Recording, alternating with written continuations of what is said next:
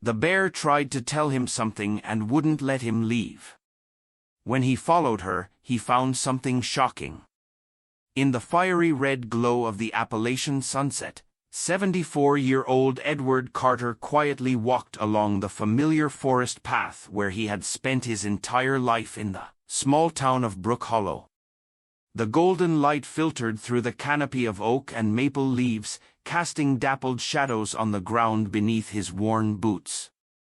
Edward's weathered face, etched with decades of sun and wind, creased into a smile as he inhaled the earthy scent of the forest. This daily ritual was the time of day he savored the most, when the world seemed to pause between day and night, offering a rare moment of tranquility. Edward had lived in Brook Hollow all his life, born in the same wooden house where he still resided, just at the edge of the forest. The locals knew him as the quiet man with a gentle smile, who could identify every bird by its song and predict rain by the way the leaves turned in the wind. Widowed 15 years ago when his beloved wife Martha passed, Edward found solace in these evening walks, engaging in silent conversations with nature that somehow filled the void left in his heart. The path beneath his feet was like an old friend, familiar in every curve and dip, marked by routes he had memorized over decades. His steps were slow but deliberate, his tall frame slightly stooped now with age, but his blue eyes remained as sharp and clear as they had been in his youth. Edward carried a walking stick more out of habit than necessity, a piece of hickory his father had carved for him on his 30th birthday.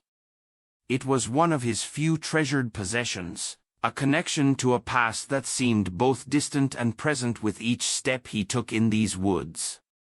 But that evening, something extraordinary happened.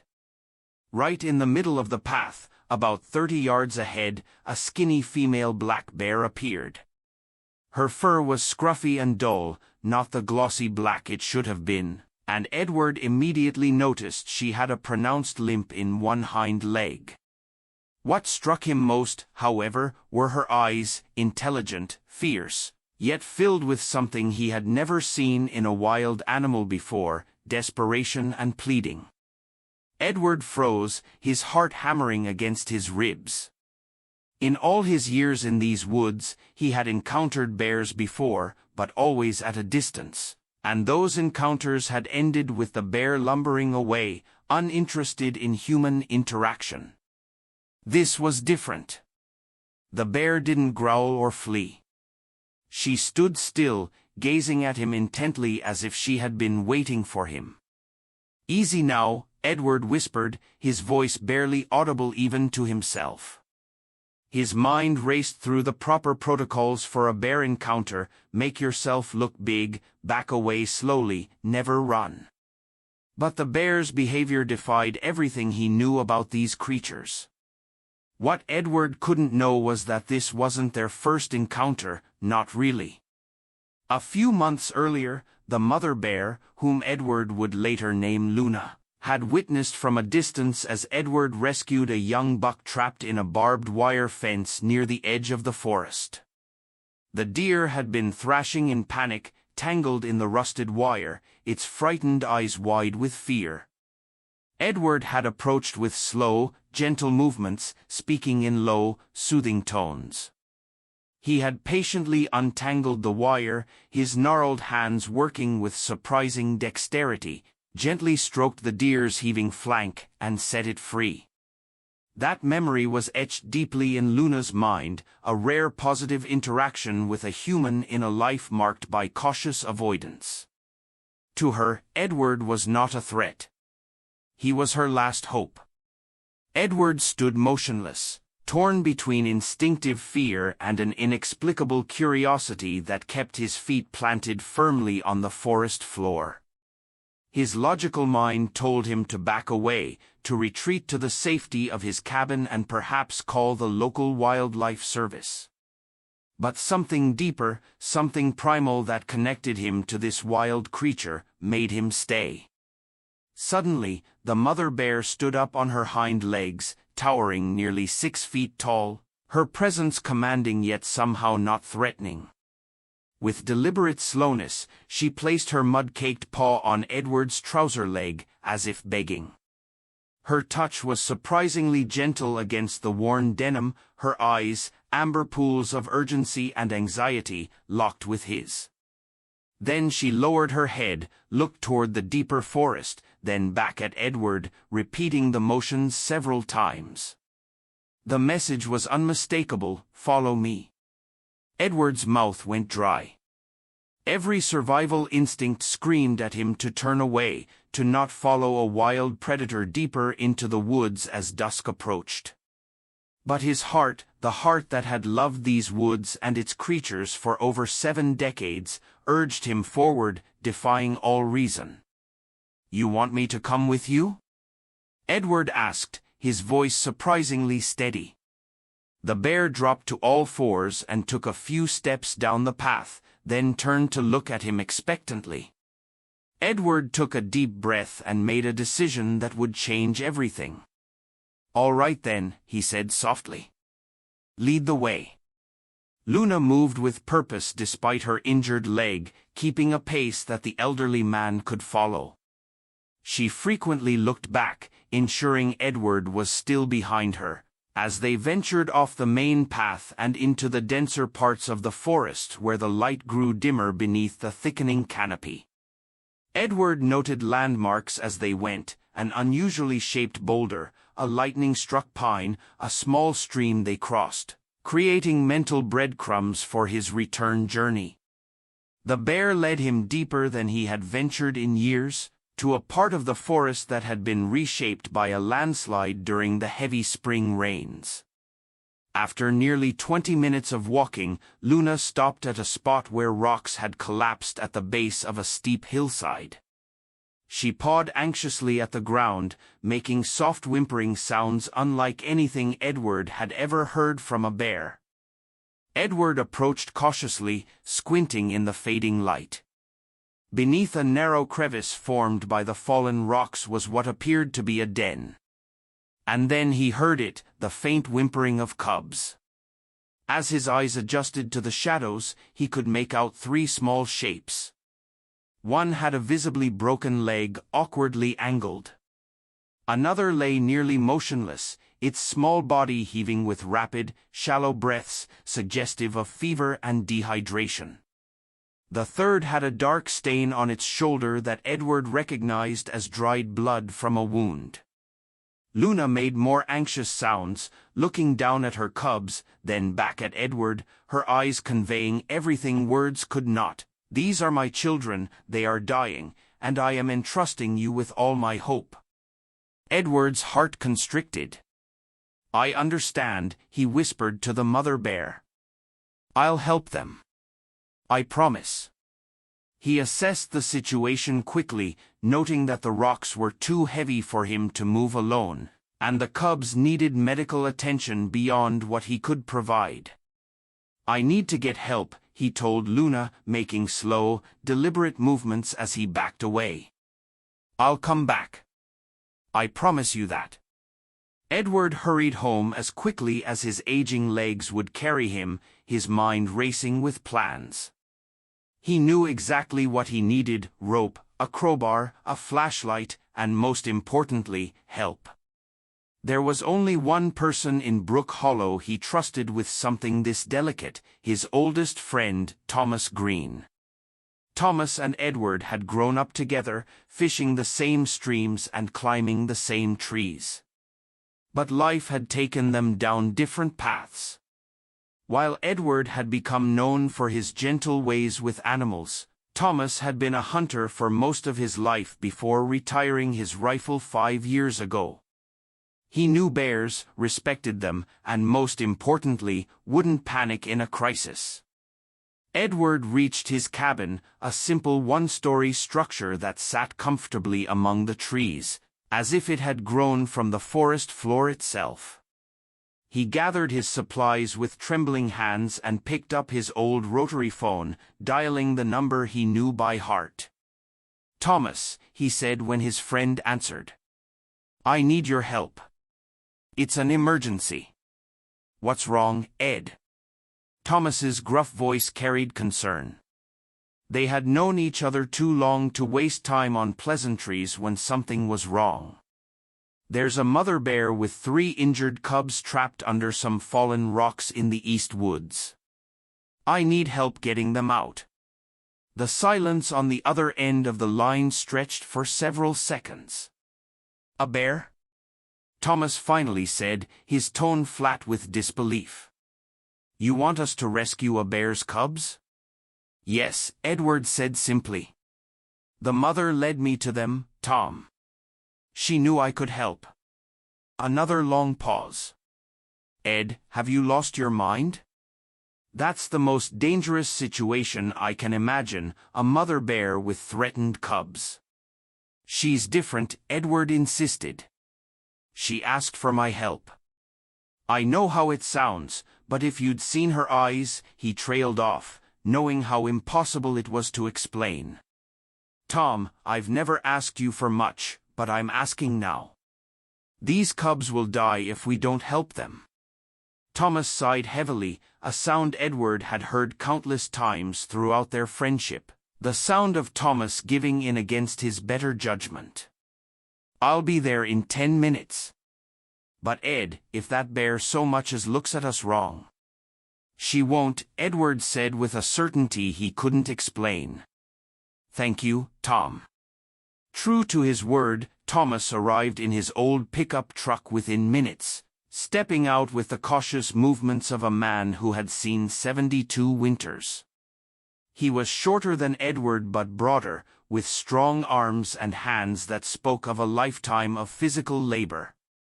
His face, framed by a short gray beard, was set in lines of concerned disapproval. "I brought my rifle," he said bluntly, nodding toward the truck. Edward shook his head firmly.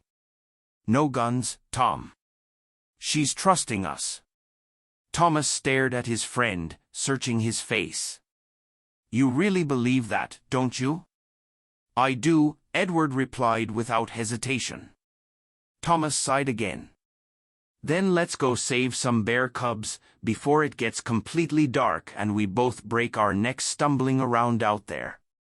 They set out with flashlights, Edward leading the way with a certainty that belied the growing darkness.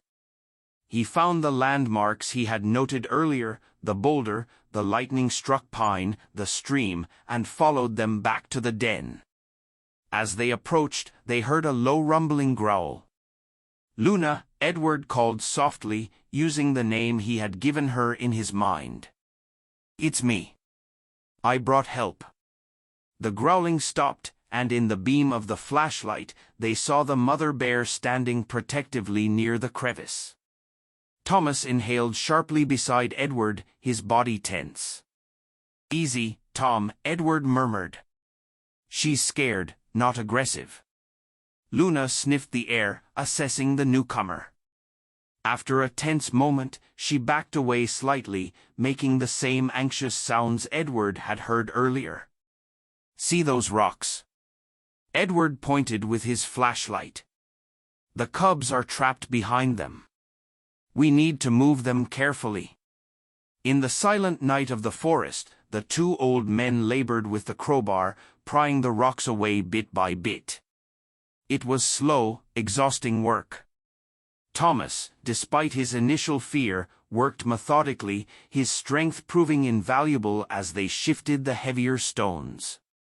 Luna watched from a few feet away, her eyes never leaving them, snorting anxiously when the cubs' whimpers grew louder with each shifted rock. "I see one," Thomas exclaimed after nearly an hour of work. In the flashlight beam, a small black paw was visible in the widened gap. Edward lay on his stomach, reaching into the crevice. His fingers brushed against warm fur, and he gently grasped the cub, pulling it free. It was the one with the wounded shoulder, a female no bigger than a house cat. He cradled her carefully, her small body trembling against his chest. "She's bleeding again," Edward noted worriedly, feeling warm wetness against his hand.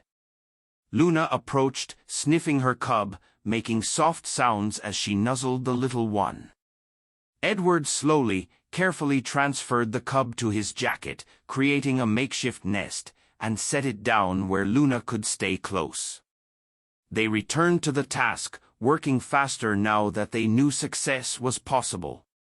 The second cub, the one with the fever, came next, a male, his body alarmingly hot to the touch. And finally, with Thomas having to remove one more large rock, they freed the third cub with a broken leg, another male who cried out in pain as they moved him. When all three cubs were free, Luna stood close, tense but never threatening. She moved between her cubs, licking them, checking them with the thoroughness of a worried mother. Then, in a moment that Thomas would later describe as the damnedest thing I've ever seen, Luna gently lowered her head and touched Edward's hand, as if in thanks. "What do we do now?" Thomas asked, his voice hushed with wonder at what they had just accomplished. Edward looked at the injured cubs, knowing they needed more help than he could provide. "We take them to Rachel." Rachel Myers had been Brook Hollow's veterinarian for nearly 15 years, taking over the practice from her mentor, Dr. Wilson, when he retired. At 42, she was known for her exceptional skill with both domestic and wild animals and for her willingness to answer calls at any hour, when an animal was in need. When Edward called her from his cabin, explaining the situation as best he could, Rachel's professional demeanor couldn't quite mask her astonishment. "You have 3 bear cubs and the mother is just letting you handle them?" "She led me to them, Rachel," Edward explained. "She's desperate. They need help." There was a brief silence. "Bring them in," Rachel finally said. "I'll be waiting." The challenge then became transporting not only 3 injured cubs but also their anxious mother to the veterinary clinic on the outskirts of town. Thomas's pickup truck became an unlikely ambulance, with the cubs carefully placed in a large plastic storage container lined with Edward's old blankets. Luna, however, presented a greater challenge.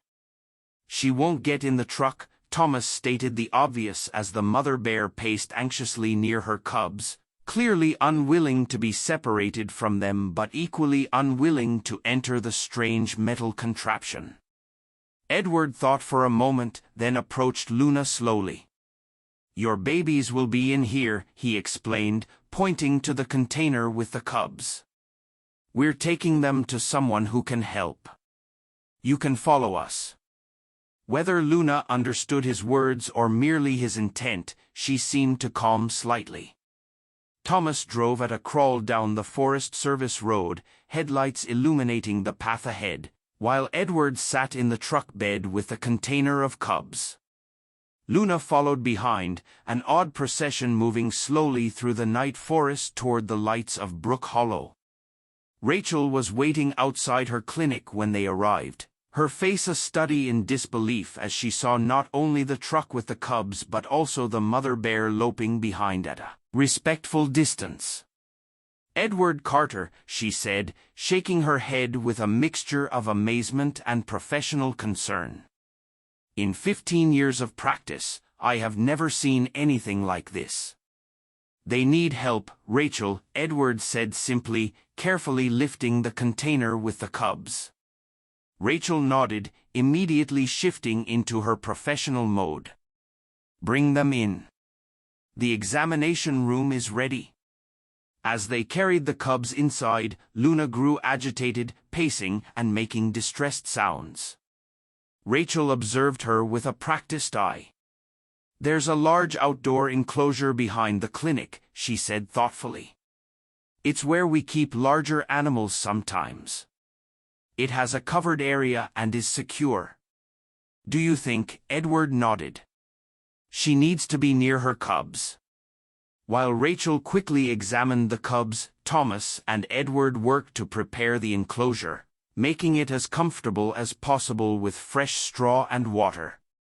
Luna, guided by Edward's gentle encouragement and her own desperate concern for her cubs, eventually entered the enclosure, though she remained alert and wary. Inside the clinic, Rachel worked with efficient precision, her hands gentle but sure as she assessed each cub. "This one has a clean break," she said of the cub with the injured leg. "I can set it and cast it. The one with the fever has an infection, probably from a small puncture wound I found on his back. He needs antibiotics and fluids. And this little girl," she indicated the cub with the shoulder wound, "needs stitches and antibiotics too." She worked late into the night, administering painkillers, antibiotics, and 4 fluids. Edward stayed, helping where he could, holding the cubs still for treatment, offering words of comfort to both the cubs and, periodically, to Luna when he checked on her in the enclosure. "They're stable," Rachel announced finally around 2 o'clock in the morning. "The next 48 hours will be critical, especially for the one with the fever. But they have a fighting chance now." Edward nodded tiredly, the adrenaline of the evening finally wearing off. "Thank you, Rachel." She smiled, pushing a strand of brown hair away from her face. "I've never treated bear cubs before. This is a first." Her expression grew more serious. "You know we'll need to notify Wildlife Services eventually." "I know," Edward agreed. "But not tonight. Tonight, they just need to rest and heal." As Edward prepared to leave, promising to return first thing in the morning, Rachel stopped him with a hand on his arm. "Edward, what you did tonight, it was extraordinary. Dangerous and possibly illegal, but extraordinary." Edward smiled faintly. "It wasn't me, Rachel. It was her. Luna. She trusted me." He glanced toward the enclosure where the mother bear had finally settled, her eyes fixed on the clinic door where her cubs had disappeared. "That's the real miracle." By dawn, news of the bears had spread through Brook Hollow like wildfire. In a town of just over 2,000 people, word traveled fast, especially when it involved something as unprecedented as Edward Carter bringing a family of bears to the veterinary clinic. By mid-morning, a small crowd of curious onlookers had gathered outside Rachel's clinic, hoping for a glimpse of the mother bear in the enclosure. Edward arrived early, bringing a thermos of coffee for Rachel, who had stayed the night monitoring the cubs. She looked tired but satisfied as she led him to the small room where the cubs were being kept in a large padded pen. "The fever's down in this one," she said, pointing to the male cub who had been the worst off the night before, "and the other 2 are stable. They've all had a little water and some mashed berries I had in the freezer." Edward knelt beside the pen, studying the 3 small bears. In the light of day, they looked even more vulnerable, tiny black bundles of fur with oversized paws and ears that seemed too big for their heads. The one with the broken leg now sported a small white cast, and the one with the shoulder wound had a neat line of stitches visible against her black fur. "They need names," Edward said softly. Rachel smiled, crouching beside him. "I was thinking the same thing. It helps with their charts." Edward pointed to the cub with the broken leg. "This one's Buddy," he decided. "He's going to need a friend to lean on while he heals." He turned to the cub who had been fevered. "This one is Sunny, because he needs to remember there's brightness ahead after the darkness." Finally, he gently touched the female cub with the injured shoulder. "And she's Willow. Flexible, resilient, bending, but not breaking." Rachel nodded approvingly. "Buddy, Sunny, and Willow it is." She made notes on her clipboard. "I've called Mark Wilson at Wildlife Services. He's coming by this afternoon to assess the situation." Edward felt a twinge of concern. Mark was a good man, but government protocols for injured wildlife were often rigid and impersonal. What will happen to them? Rachel placed a reassuring hand on his shoulder. Mark owes me a few favors. And he respects you, Edward. We'll figure something out that's best for the bears. Before Mark's arrival, Edward spent time with Luna in the enclosure, an experience that drew gasps from the small crowd still lingering outside the fence. He sat on an overturned bucket while Luna paced, occasionally approaching to sniff him before resuming her anxious movement. "Your babies are doing better," Edward told her, his voice low and soothing. "Rachel, the doctor, she's taking good care of them. Buddy has a cast on his leg, Sonny's fever is down, and Willow's shoulder is stitched up. They're fighters, just like their mama." Luna stopped pacing and looked at him, her intelligent eyes seeming to process his words. She approached closer than before, sniffing his hands, which still carried the scent of her cubs. "I promise you'll see them soon," Edward continued. "We just need to make sure they're strong enough." Thomas arrived around noon, carrying a bag of fresh blackberries and honey from his own beehives. "Thought the mama might be hungry," he explained gruffly, trying to maintain his practical demeanor despite the extraordinary situation. Rachel accepted the offerings gratefully. "Perfect bear food." "Thank you, Thomas." Throughout the day, other townspeople came by, not just to gawk, but to offer help. Mayor Patricia Dawson stopped by with assurances that the town would support whatever was needed for the bears' care. The local grocery store sent fresh fruits and vegetables. Children from the elementary school, under the supervision of their science teacher Sid Jenkins, delivered hand-drawn get-well cards for the cubs. By the time Mark Wilson arrived from Wildlife Services, it was clear that the bears had become something of a community project. Mark, a practical man in his 50s with the weathered face of someone who spent most of his time outdoors, listened carefully as Edward recounted the previous night's events. In 23 years of wildlife management, Mark admitted, scratching his head as they observed Luna in the enclosure, "I've never heard anything like this. A mother bear seeking human help is, well, it defies everything we know about bear behavior." "But you've seen it now," Edward pointed out. "She's not aggressive, she's desperate to save her cubs."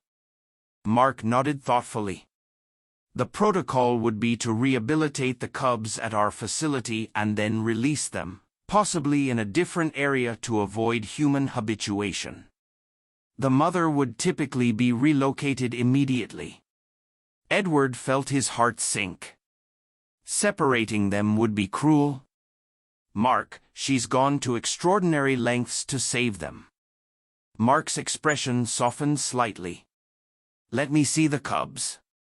Inside, Rachel showed him the 3 cubs, explaining their injuries and treatment plan.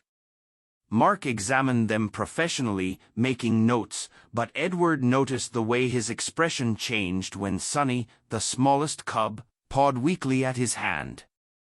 "They're young," Mark observed. "Probably born this past winter. They'll need intensive care for at least a few weeks." "I can provide that," Rachel assured him, "and I'm willing to document everything for your records." Mark looked from Rachel to Edward, then back to the cubs. Finally, he sighed, "All right, here's what we can do. The cubs stay here until they're stable enough to be moved. Then, instead of taking them to our facility, we set up a temporary rehabilitation enclosure in the protected forest area north of here.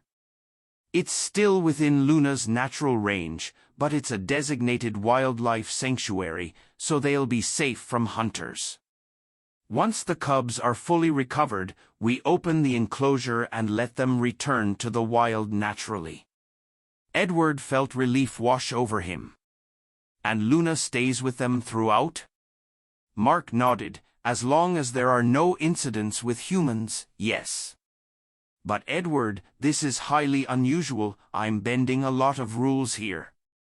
Thank you, Mark, Edward said sincerely. I think you're making the right decision. In the days that followed, the entire town of Brook Hollow followed the bear's story closely. Rachel updated a small chalkboard outside the clinic with daily progress reports, and the local newspaper, the Brook Hollow Gazette, ran a front-page story titled, "Bear Seeks Human Help, a Wild Miracle in Our Town." Edward visited daily, bringing blankets and whispering to the 3 cubs, who grew more active as their conditions improved. Thomas quietly helped by repairing the enclosure and bringing honey and berries for Luna, gradually overcoming his hunter's weariness to develop his own cautious relationship with the mother bear. The most remarkable moments came when Rachel allowed Luna brief supervised visits with her cubs. The first reunion was tense. No one knew exactly how the mother bear would react to seeing her cubs in such an unnatural environment. But when Luna entered the examination room, moving with surprising gentleness for such a large animal, she simply went to each cub in turn, sniffing them thoroughly and making soft grunting sounds that seemed to reassure both her and her babies. Rachel, Edward, and Thomas watched in amazed silence as the family reunited, the cubs becoming noticeably more animated in their mother's presence. After that first visit, Rachel established a routine, allowing Luna time with her cubs each morning and evening, always under supervision, but with increasing trust on both sides.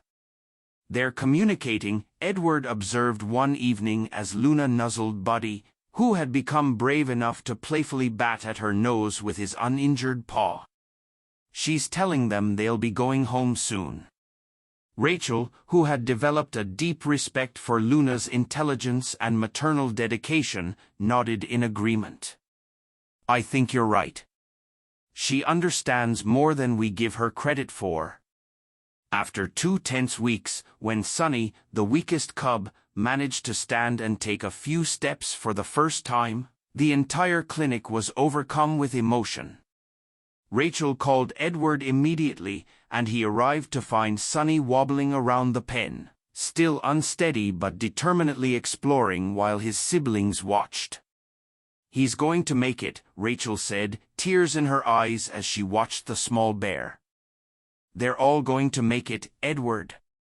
The rehabilitation enclosure in the protected forest area was completed a few days later, a spacious area surrounded by a sturdy fence with a small shelter built to resemble a natural den. It included a shallow pool for the cubs to play in and plenty of natural vegetation. Mark Wilson personally supervised its construction, ensuring it met all wildlife rehabilitation standards while still feeling as natural as possible. The day of the transfer arrived, 3 weeks after the night Edward had found the trapped cubs. The plan was to move Luna first, allowing her to become comfortable with the new enclosure before bringing the cubs. Edward volunteered to accompany her, a decision that raised eyebrows among the Wildlife Services team but was ultimately approved, given the unique bond between the man and the bear.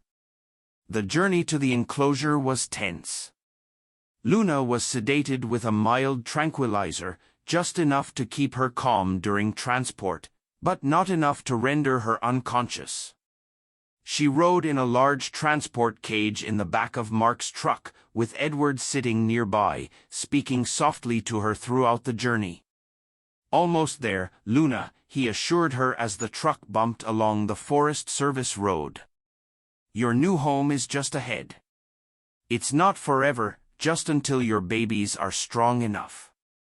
Then you'll all be free again.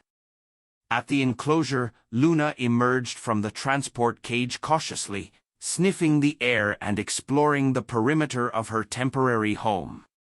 Edward stayed with her for hours, sitting quietly as she investigated every corner of the space, occasionally approaching him as if seeking reassurance that this strange new situation was indeed safe.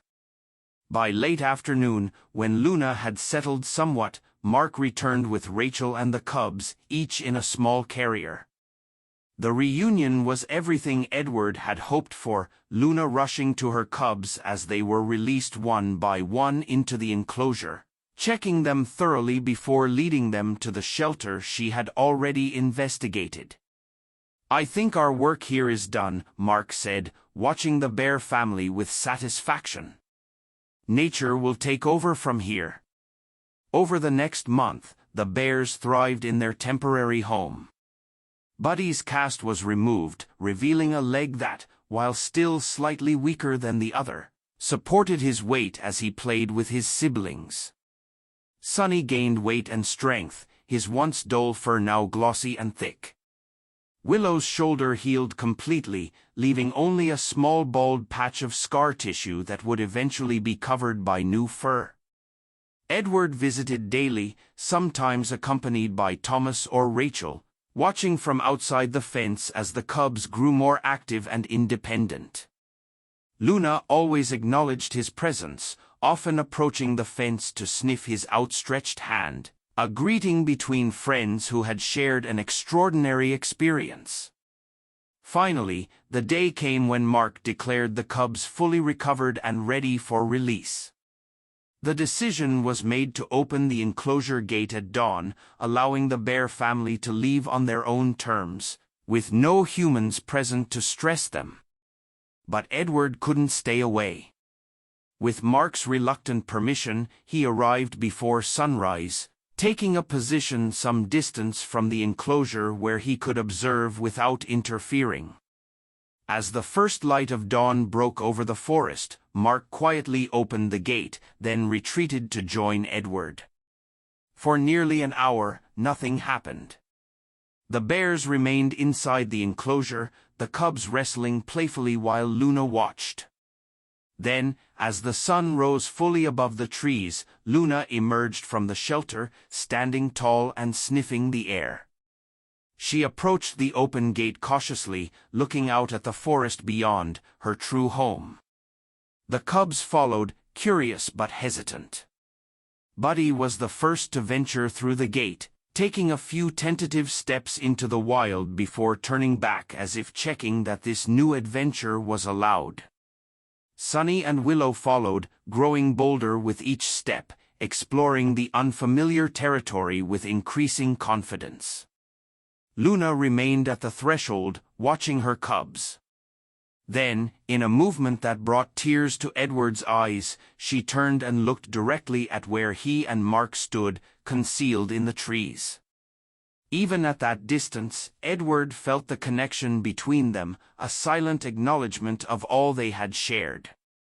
The bear turned back to her cubs, grunting softly to gather them, and led them further into the forest. But instead of continuing deeper into the wild, Luna unexpectedly changed direction, moving purposefully toward where Edward stood. "Stay still," Mark whispered, tension evident in his voice. "She spotted us." Edward remained motionless, but he felt no fear as Luna approached, her cubs trailing behind her. She stopped several yards away, studying him intently. Then, in a heart-wrenching moment that neither man would ever forget, she walked up to Edward, stood upright again as she had done on that first evening, and placed her muddy paw on his leg.